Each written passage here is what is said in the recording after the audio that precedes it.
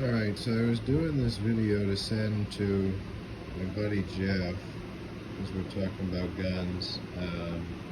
He's actually the one who's over at Ultra Impossible, but I figured it can serve double duty. So what this is my 870 12 gauge Remington 870 12 gauge pump action shotgun.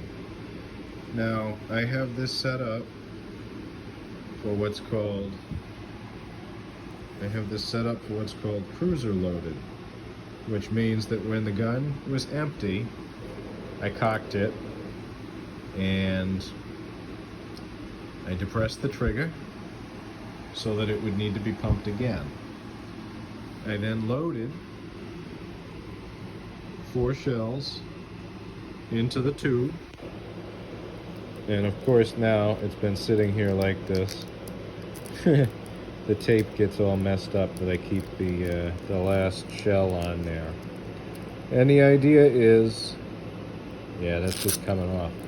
So normally, for all this time that's been sitting in the corner, I have kept, even the tape is stuck to my fingers now. This is ridiculous. I kept the last double-aught buck shell that I would feed in there after I cocked the first one in so that I had a full gun.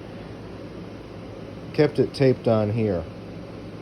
The idea being that if I need the gun in the middle of the night or for whatever purpose for security at the house, I would rack the slide. It would pump a shell up into the firing chamber, and I would load this one in so that it would be a fully loaded gun. It's a process called cruiser loading. And this is how I have kept this shotgun since, well, I kept it like this back in Warwick, a much nastier city than where we live now. And I keep it like this now, mainly for the same reason. I used to keep it under the bed in Warwick, though. Now it's in this corner over here, right next to the bed, and I can get up and grab it and go investigate noises or whatever's that tend to pop up. So that's a little short that I didn't expect to do, but it's been a couple of weeks since I did a video, so that is my 12 gauge Remington 870 shotgun set up for home defense. I also have another longer barrel for it that I use for spread shot.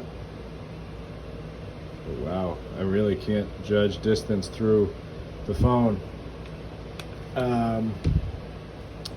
And I'll take that barrel off. I'll, change it over when I'm going after small game and birds and, like rabbits, squirrels, and I'll usually go after them with number 4 buckshot.